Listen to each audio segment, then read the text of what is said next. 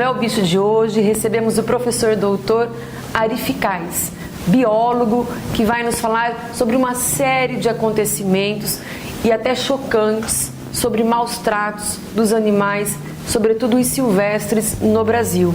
E lembrando ainda o caso recente, desses eventos patéticos da Olimpíada, que já se não bastasse tanto dinheiro público envolvido, literalmente para inglês ver, o sacrifício da onça, que mais abominável que isso, só o que acontece com os próprios seres humanos aqui no nosso país, Olá, doutor, tudo bem?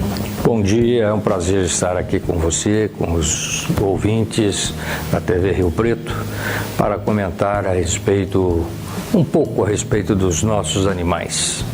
E começando aí com esse caso que chocou o mundo, e eu fiquei extremamente revoltada como amante dos animais e todos nós que somos ativistas em prol dos animais, com o assassinato, bem dizer assim, do bichinho, Quer dizer, eu não sei o que falta mais acontecer nesse país, Enfim, é lastimável. Eu gostaria que você, como uma autoridade, um perito judicial, um biólogo, um doutor da área, com propriedade, falar sobre esses descalabros que passou da hora de parar de acontecer, Infelizmente, a mentalidade do ser humano é de ter, de possuir, de querer, de se mostrar mais forte, mais poderoso, E isso é muito comum no Exército Brasileiro, que está no norte do país. Eu já tive a oportunidade de presenciar situação de um felino desse porte, uma onça, de posse do chamado 52 bis, que é o 52º Batalhão de Infantaria da Selva, em Humaitá, no Amazonas. Então, me parece que eles tentam simbolizar o domínio da floresta, o domínio do homem sobre a natureza, mantendo esses animais aparentemente sob controle. E não há controle sobre um animal que tem um comportamento padrão, um comportamento herdado, Pouco é o comportamento aprendido desses animais. E o comportamento herdado, ele não se perde. Então o animal se vê numa situação é um instinto dele, de muita gente, de pressão, e recebe isso como uma agressão. E reage à agressão. É um mecanismo de defesa do animal. E isso, infelizmente, acabou levando esse animal ao sacrifício.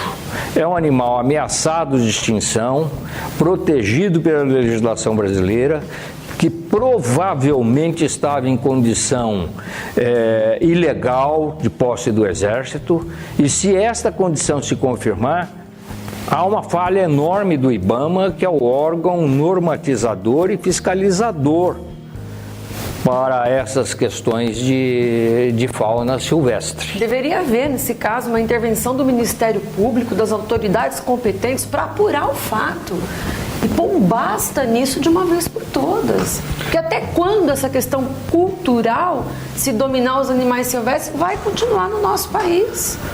Eu acho que deveria ter uma recomendação expressa dos órgãos competentes ao Exército Brasileiro, no sentido de impedir que essas situações se continuem.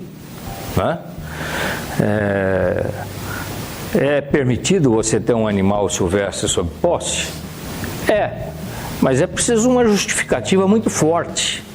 Agora, manter um animal desse isolado, porque eles ficam isolados, eles não têm convivência com outros animais da sua espécie e não têm nenhuma função ecológica no ambiente em que eles vivem de aprisionamento.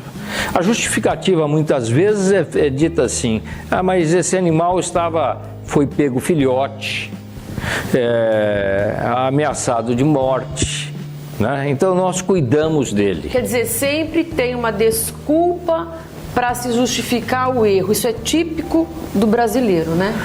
Eu não vou tipificar o brasileiro nesse sentido, porque essas coisas ocorrem em larga escala pelo mundo todo. É uma questão da natureza humana, né? Mas aqui parece que foge um pouco além da ocorrência média, né? Parece que é um pouco demais. E o que precisaria ter sido feito, se você pega um animal, hoje até carcaça de animais que você acha na estrada, animal silvestre morto, se você recolher, você deve encaminhá-lo ao zoológico, ou a uma polícia ambiental, uma delegacia de polícia, ou uma universidade. Até isso hoje a legislação prevê, né? Isso é muito importante. Por que isso? É um cuidado excessivo? Não, isso é importante. Primeiro, porque comprova que aquele sujeito não matou o animal. Depois, isso entra na estatística de animais mortos em estradas e também da presença da espécie daquele animal na região, né? Mas, infelizmente, os animais são vistos como seres... Coisas, né? São vistos os animais da seguinte forma: animais úteis e animais que não são úteis, né? É aquilo que se ensinava há 50 anos atrás na escola primária. Ainda se verifica fatos dessa natureza. E quem acaba sofrendo com isso é o próprio animal. É uma coisa lastimável, né? Sim, coloca sob pressão a espécie. Onças, por exemplo, para falar finalmente sobre esse animal, elas precisam de um range, de uma área de reprodução que tenha no mínimo 200 quilômetros quadrados. São animais gregários, eles não vivem em agrupamentos, né? E deveria ter por parte, né, da sociedade, da população, um boicote a eventos, a shows, a exibições de animais aprisionados. Existem no Brasil e no mundo turismos que as pessoas fazem. Vai lá na cela, tira foto com o bichinho lá, com o tigre, com a onça. Eles são dopados para ficarem naquelas condições, acorrentados. Então deveria ter um boicote por parte das pessoas, porque se não tiver público, não tem a exibição. Se não tem exibição, não tem a apreensão daquele animal e o esgotamento dele. Então começa com uma questão cultural de orientação. Então boicote esses eventos, não vá, não assista, não compre o ingresso, não vá, porque acaba sendo que um dano para o animal. E lá todo mundo batendo palma, bonitinho, mas já é comprovado que eles são dopados, que eles levam choques para obedecer às ordens do treinador, e aquilo, é um espetáculo lindo, maravilhoso, mas o animal está padecendo. Então, se a sociedade tivesse essa consciência de que aquilo que é um show, na verdade, é uma tortura para o animal, isso não aconteceria. Eu concordo com a senhora nesse sentido, em todas as suas colocações. Me lembro que as artistas de cinema, as atrizes do passado, dos anos 60, anos 50, né?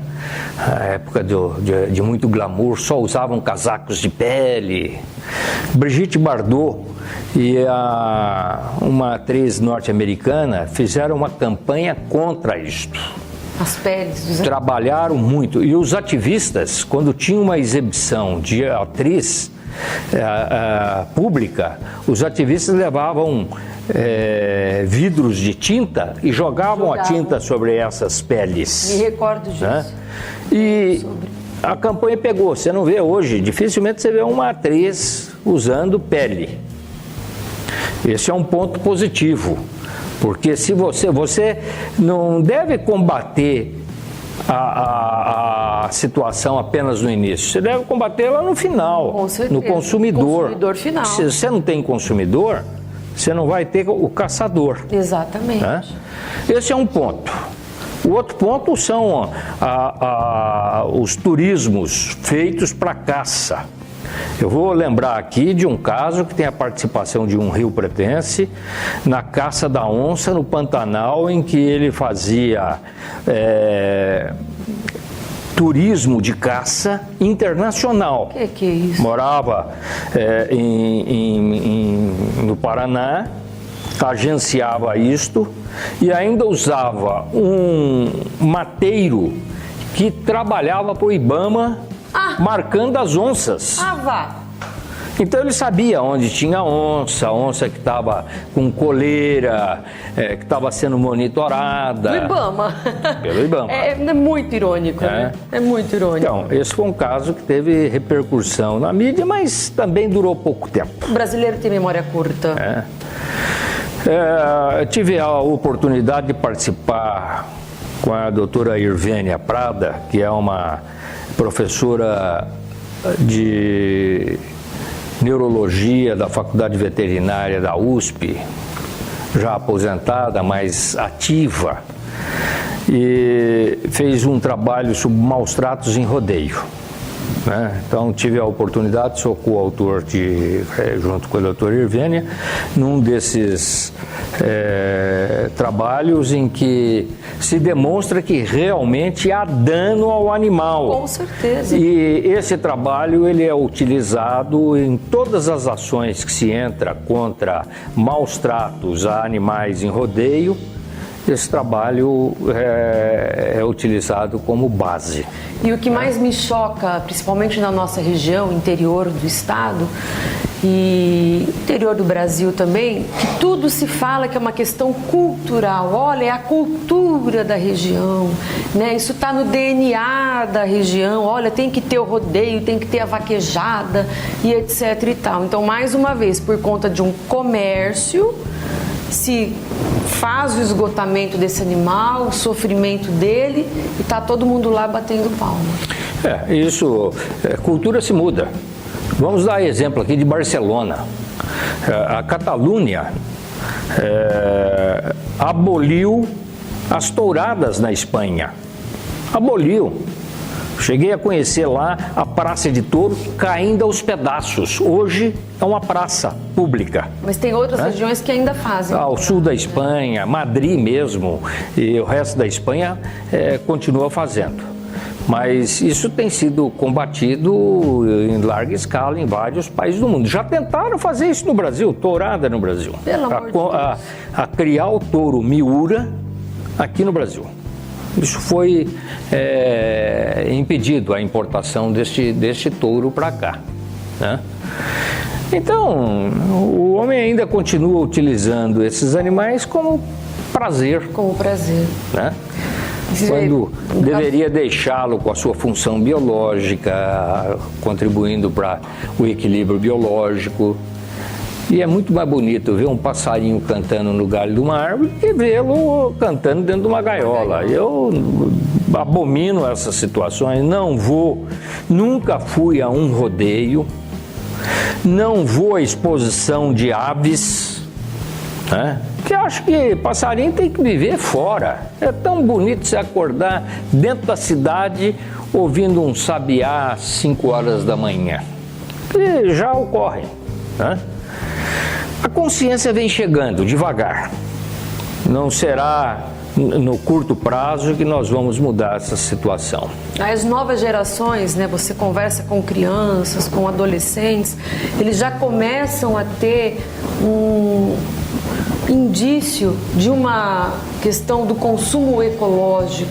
Então, tirando nós que somos ativistas, que brigamos pela causa animal, seria importante aprender com essas novas gerações que já começam a ter essa consciência. Como? Pesquisando marcas, pesquisando produtos, pesquisando situações, eventos, shows, etc. e tal, que usam de forma ilegal, indiscriminada e com maus tratos as espécies animais, da nossa fauna, nossa flora. Eu, particularmente, eu tenho esse hábito. Tudo aquilo que eu posso substituir, porque eu vou estudar e vou ver se aquilo vem de uma origem danosa, eu faço. Só que é difícil, porque muitas vezes nós não temos alternativa. né? Mas o ideal seria que todo mundo na sociedade começasse a desenvolver isso. Causa maus tratos? Vou boicotar, não vou consumir. Ah, é um evento que está promovendo lá o maltrato do animal, o esgotamento dele, né, literalmente, não vou. Então, se a sociedade começasse a se recusar, não teria, como o doutor falou, o consumidor final. Então, não tendo consumidor final, eu não tenho o porquê de pegar aquele animal lá na natureza e, obviamente, expor ele a uma situação dessa. Olha, eu tenho ouvido de alguns jovens, de muitos jovens, a respeito de rodeio. Eu sempre questiono, mas por que você vai a rodeio? Eu vou porque eu gosto da música, dos shows. Mas você não vai para ver o rodeio em si? Não, eu vou, até assisto lá, mas fico esperando o show. Então, grande parte, me parece, que dos jovens hoje, eles vão para ouvir show dos grandes cantores sertanejos que lá comparecem. E não por causa do evento do Não me parece que hoje você tenha já uma questão massiva de participantes que vão lá para ver rodeio. Tá? É o show. Eu tenho a impressão que se você tirar o show, o rodeio acaba. Pelo menos diminui muito. Né? Existem várias cidades que têm proibido o rodeio. Mas essa é uma situação que ainda vai perdurar por longo tempo. Com certeza. Porque você tem apoio da mídia para isso gira muito dinheiro, é uma situação econômica, né? Tem gente que vive disso, cria touros e cavalos para rodeio. Mas aos poucos, você vê que algumas provas já foram proibidas. A prova do laço já não pode acontecer mais. Já é alguma coisa. Né? É pouco diante do grande sofrimento que esses animais acabam sofrendo. Né? Nossa, e ainda, que bom que começou, né, esse movimento de alguém, pelo menos na sociedade, estar preocupado com essas questões. E que bom que as novas gerações já começam a ter essa consciência ambiental. Tem ainda um longo caminho a ser percorrido, mas está mudando. Isso acontece muito devagar, mas a vaquejada de Santa Catarina, que já é proibida, mas ainda continua ocorrendo, ainda de forma esporádica, mas continua ocorrendo. Né? Mas aos poucos essas coisas vão desaparecendo e nós vamos alterando o comportamento deste pessoal.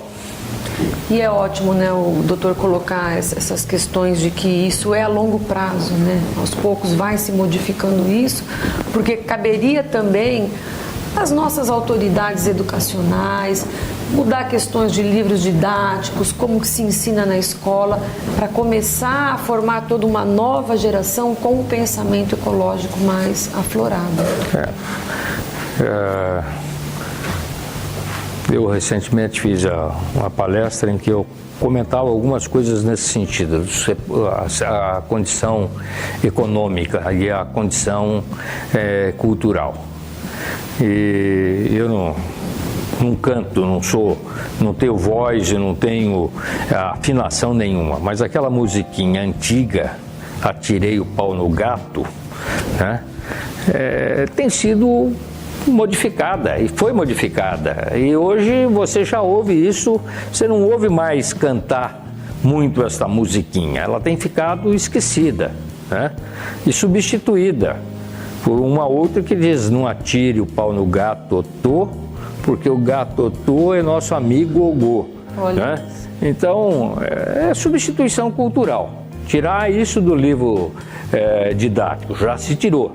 Tirar isso do comportamento das brincadeiras de criança. Infelizmente, as brincadeiras de crianças também saudáveis, que existiam com as brincadeiras de ciranda, cirandinha, não existem mais. né? Nossas crianças estão hoje digitais, já ganham de presente do nascimento um iPhone, um iPad, né? E com 2, 3 anos já estão aí. Uhum. Mas isso faz parte da evolução. E eu tenho a convicção de que com o processo de evolução que virá, não aos saltos, mas virá lentamente, né? E olhe lá. Essas coisas serão situações do passado. Eu confio muito de que o Brasil será um grande país. Não tenho a menor dúvida disso. Não viverei isso. Meus filhos provavelmente não viverão essa situação, pelo menos nessa reencarnação, né? Mas um dia esse país tende a crescer. Vai dar, porque é berço de alimentação do mundo hoje. O mundo depende do país para produção de grãos, produção de carne.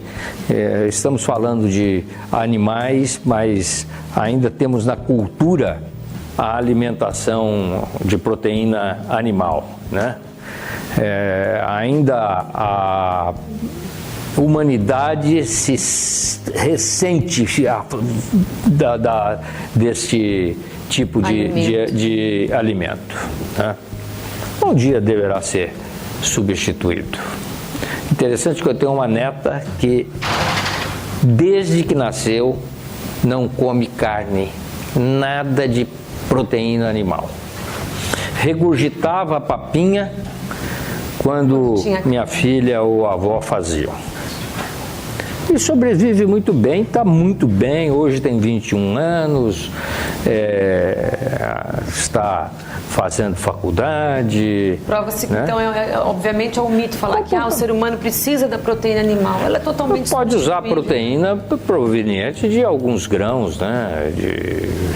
Do feijão, há uma série de alimentos vegetais que têm proteína, né? Grãos em especial. Então é uma questão de cultura. E a longo prazo, né? Não tenho dúvida. A longo prazo. Doutor, muito obrigada pela sua participação. Eu não tenho dúvidas de que esclareceu uma série de questões para os nossos telespectadores e deixamos aqui essa mensagem de começar a procurar, a estudar, a se informar. Antes de consumir os produtos, os serviços, verificar a origem. Há envolvimento de maltrato de um animal? Mas é uma carne, etc e tal. Aquele abate pelo menos é humanizado, porque hoje já tem o movimento do abate humanizado. Sim, não. Então tem uma série de circunstâncias que envolvem os produtos, envolvem as coisas. Então se houver por parte de você, que é consumidor, essa consciência, muita coisa vai mudar em nosso país. Não tenho dúvida disso também. Como bem lembrado, nem que demore encarnações, mas um dia tem que mudar, né? Obrigada, doutor, pela participação. Eu que agradeço e que todos tenham um bom dia. E fique ligado nos próximos É o Bicho.